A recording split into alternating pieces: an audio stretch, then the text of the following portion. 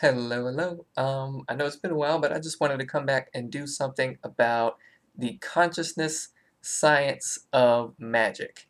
And magic itself, it has been said many times before, is nothing more than science that we do not yet understand. And this is real magic in the sense that, yes, some stuff literally does just appear in front of your face, or something other than what we would consider to be normal reality occurs.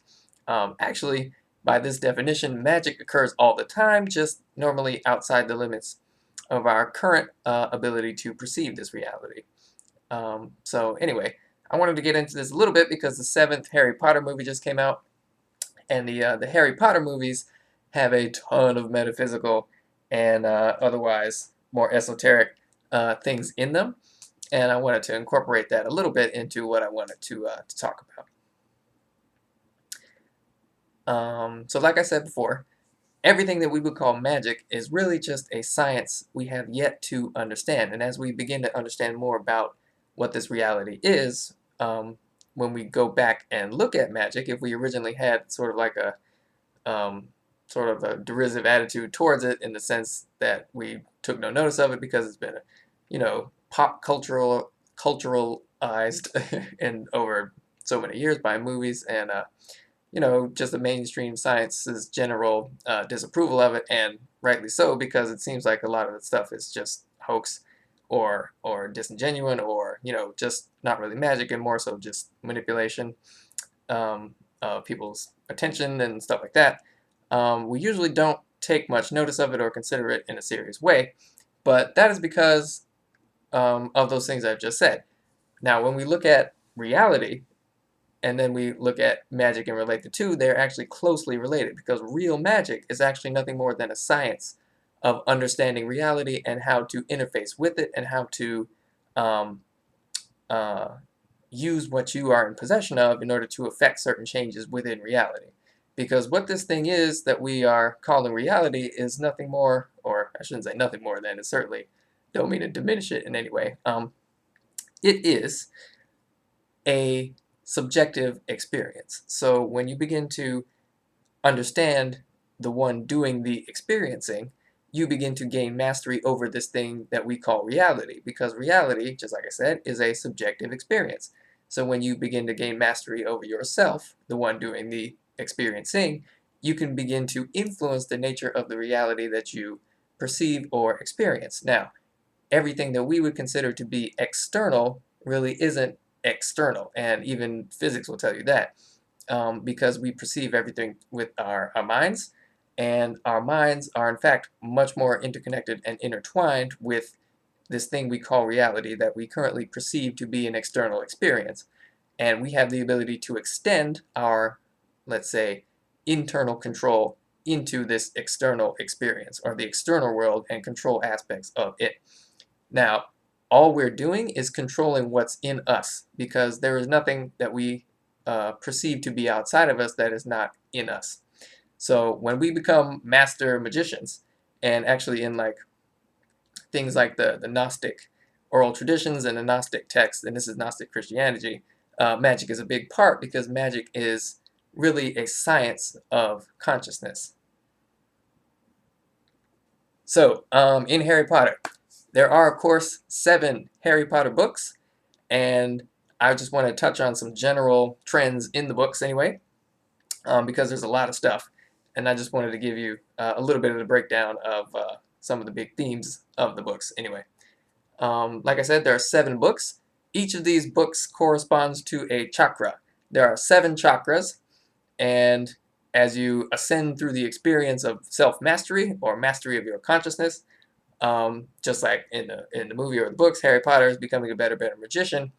In the spiritual analog of that is becoming more aware and self-integrated.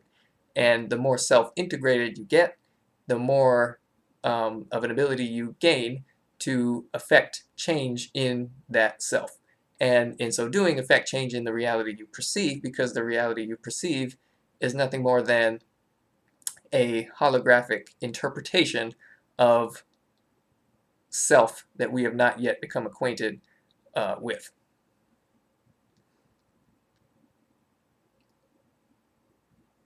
So the staff, or the wand that magicians carry. That image has become associated with all kinds of things related to magic, and even in the Gnostic oral traditions, or the legends associated with the person of Yeshua, who we today call Jesus, even they say that some of the legends or some of the stories concerning his personage and his life say that he carried around a staff. And Merlin had a staff. Everybody who's a magician has some sort of staff. They don't have to, but that's a huge part of the imagery associated with this. Now, the staff or the wand is actually a manifestation of the straight and intense will.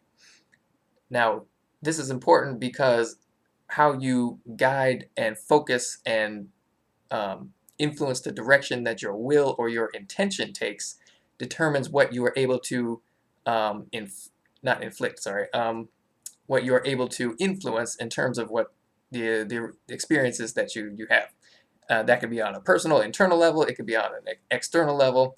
Wherever you focus your will, that is where the focus of your ability to influence your reality becomes manifest. Or in other words, if I intend to pick up this pencil that is in front of me, there, behold, the pencil is now picked up off the table because I intended it to. So what originally started as a thought cascaded down through what we would call dimensional layers, and eventually made contact with the physical interface that your spirit or your soul or your consciousness has with this world, i.e. your brain. And then the electrical signals were sent down and made your hand move, and you picked up the pencil. Now, it started as a thought, and we may write that off as something trivial, but that is only because we don't really understand what thoughts are. So thoughts and controlling and focusing your thoughts are the basis of magic, because this entire reality is nothing more than a continuum of consciousness or thought. So if you want to affect something in the supposedly external world in a magical way, it requires a great, highly refined degree of focus and intent and will. And that's why when most of us, like when we were kids or at some point during our lives, tried to move something with our minds, absolutely nothing happened.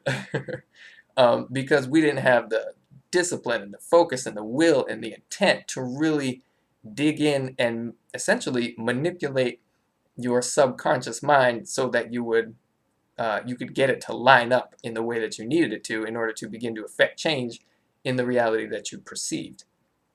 But anyway, so the staff or the wand is always a manifestation or a symbol, really, of the straightened or focused will. And so wherever you point this wand, wherever you point the staff, you are making a single flowing motion coming from the innermost essence of your being and cascading again down through those dimensional layers and into the physical because you have willed it so. And if you watch the movie, and I'll talk about this a little bit later, the what's it called? Sorcerer's Apprentice, or wait a minute, is that the name of the movie? Yeah, the one with Nicolas Cage. If you watch that movie, it has a ton of stuff in it, and like I said, I'll get back to this a little bit later. But in that movie, they have a ring, and the ring serves the same purpose as a staff or a wand would. But anyway. So that staff, or the wand, is also a symbol of the upright serpent. So the serpent is also the kundalini energy as it rises up your spinal column and activates activates each one of the chakras it comes into contact with as it passes. So this same straightened or upright serpent is an example of the self-mastery that is required in order to have that degree of control over your will or your intention in order to affect the change that you desire to affect.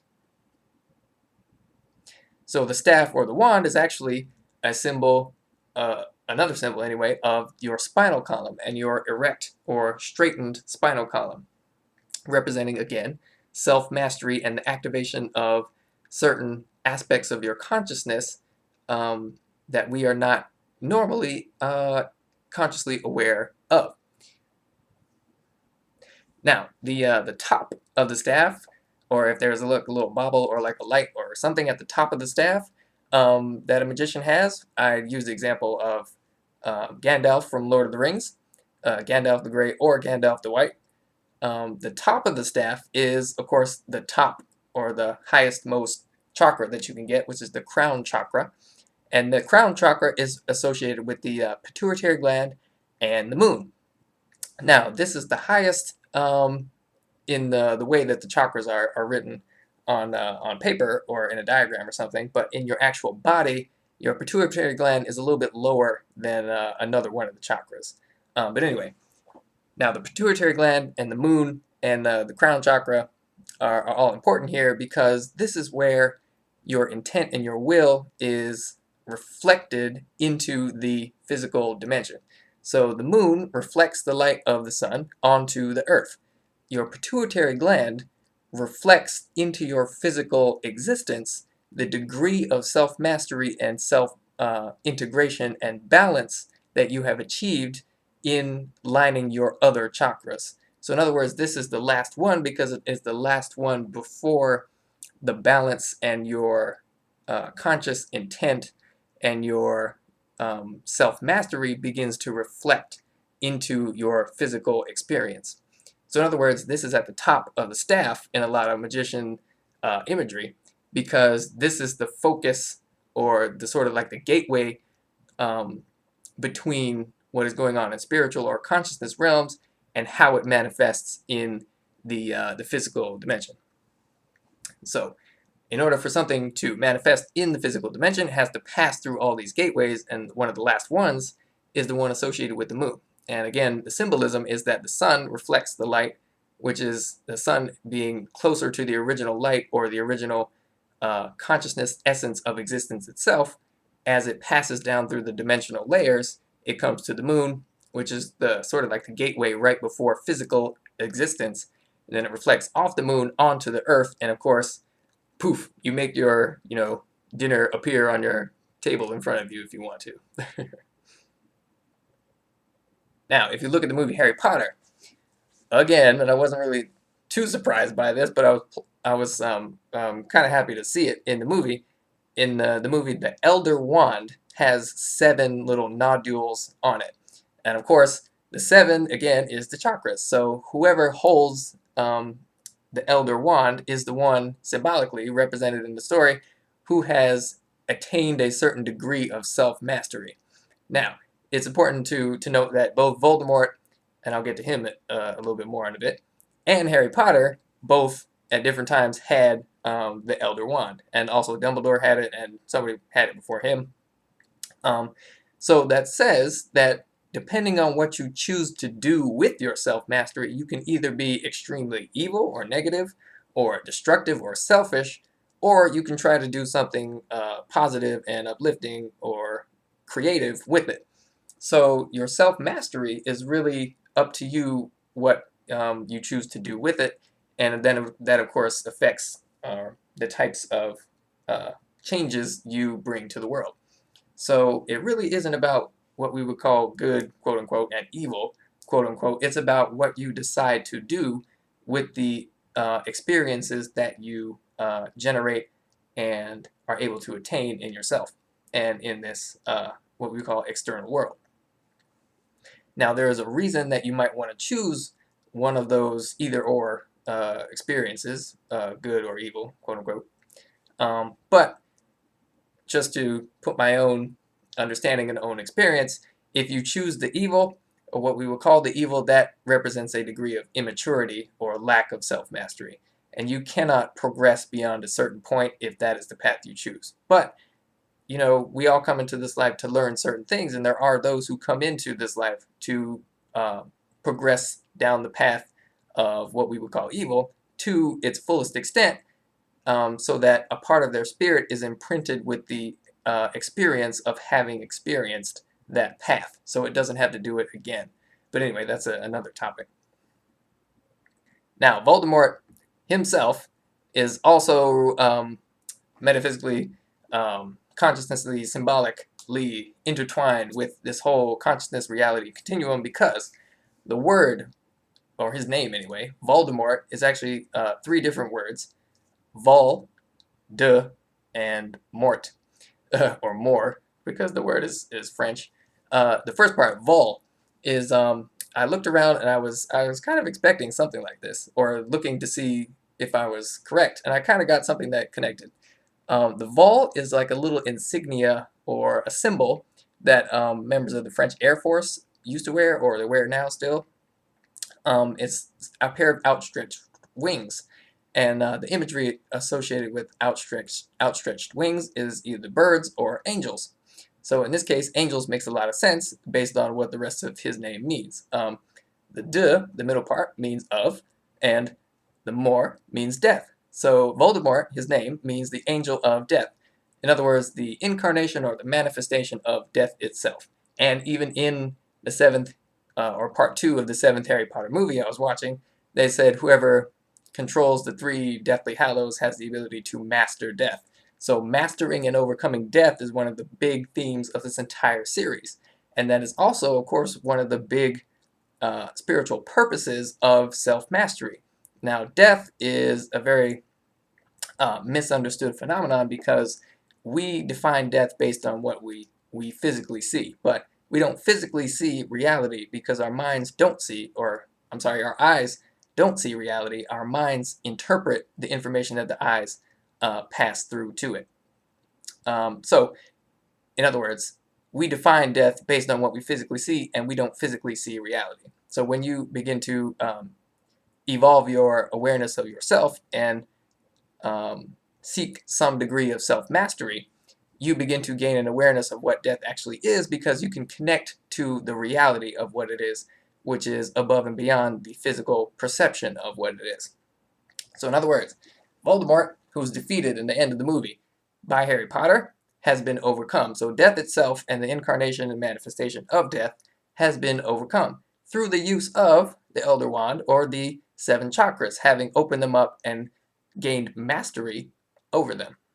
And in the movie, they talk about who is the master of the Elder Wand. And of course, in the end, it has to be Harry Potter because this is a happy story. And the hero of the story gains mastery over his consciousness and uses it to defeat what we would call death itself.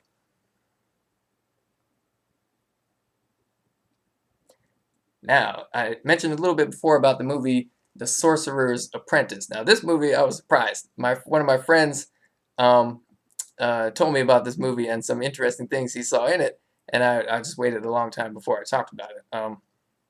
The Sorcerer's Apprentice has so much stuff in it. And so what they and the proverbial they like to do is hide a lot of this stuff in movies and TV and stuff we would consider mundane. And there's a lot of reasons for that. But anyway, I just want to talk about the stuff itself. So I'm just going to quote directly from the movie. In one of the parts of the movie, Nick Cage, who is the sorcerer hero of the movie, says, sorcerers can manipulate matter because they are born with the capability to use the entire power of their brains. So in other words, when we use more of our brains, we become more aware. Or really, it's using more of your mind, and then we become more aware of ourselves the more of our minds we use because we open that awareness to the other realms of consciousness that we possess that we aren't normally aware of. And I know we use that phrase, we only use 10% of our brains, but that's not actually true. We use pretty much all of our brains. It's just that translates into a mental capacity that isn't necessarily 100%. So it's our 100% of our minds we need to use because the ability of our minds far outstrips the ability of our brains to interpret what our minds are even able to do. But anyway, so in the movie, the kid asks the sorcerer, "Is sorcery science or magic?" And Nick Cage replies, "Yes and yes." And this is not surprising because magic is simply a science we do not understand. I believe one of the original people who said that was like Carl Jung, but don't quote me on that. Another line from the movie. When the two people are trying to produce heat, they're trying to like set some paper on fire or something. Nick Cage says, "Will the vibrations to go faster?" In other words, the vibrations of the molecules of the atoms in that piece of paper they wanted to set on fire because vibration translates to heat. All those molecules and atoms vibrating faster would cause the paper to burst into flame. And the last smoking gun point that I wanted to make about the fact that there was really more to this reality thing that is going on in plain sight if we know what it is we are looking at. In the movie, Nicolas Cage says, "I am Balthazar Blake, sorcerer of the 777th degree." That's 40 minutes into the movie. I counted. Now, that immediately piqued my interest because that is the name of my channel, and there's a reason that I named my channel that, and it has to do with consciousness and what I am aware of about my own consciousness, my own experience, and to hear it put so blatantly out there in a movie, and it is of course not a coincidence that they use that number. It's kind of cool, really. But anyway, I use that as an example to show that there really is more going on than meets the eye.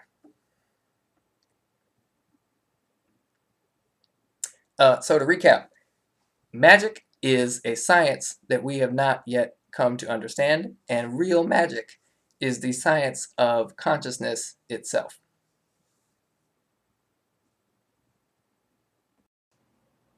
Oh, before we go, just thought of a couple more things I wanted to throw in there. The entire thing with the serpent and the fact that Harry Potter could speak to the serpents, he spoke Parseltongue, has to do with, or at least in terms of the spiritual or metaphysical analog, is the raising of the Kundalini serpent. Now, the Kundalini serpent, of course, is that uh, energy that travels up your spinal column and interacts with those centers of consciousness, which are the chakras, and activates them as it goes past and goes into those centers of consciousness. So again, it's kind of like what you choose to do with that energy determines what effect you will have in the world and how people will perceive you. So Voldemort chose to be totally evil with his Kundalini spiritual power energy, whereas Harry Potter tried to defeat this evil and essentially be the master of himself, in that he used the Parseltongue to do things that were creative and evolving in terms of his ability to learn more and grow stronger. And this is how we need to use it if we desire to have a greater understanding and experience of the reality of what we are. Also, something I said that when we were kids, at some point inevitably we all tried to do something magical, and we're kind of disappointed when it didn't happen. Now, there are kids being born now who have been born in the past and who will be born in the future who can do this stuff right out of the womb. And that is because they are born with a much higher degree of self-mastery and self-integration and consciousness vibratory level than most people are. And there are reasons for that. And various reasons for that. But I just wanted to mention that before I go. Anyway, peace. Love you all. Know thyself.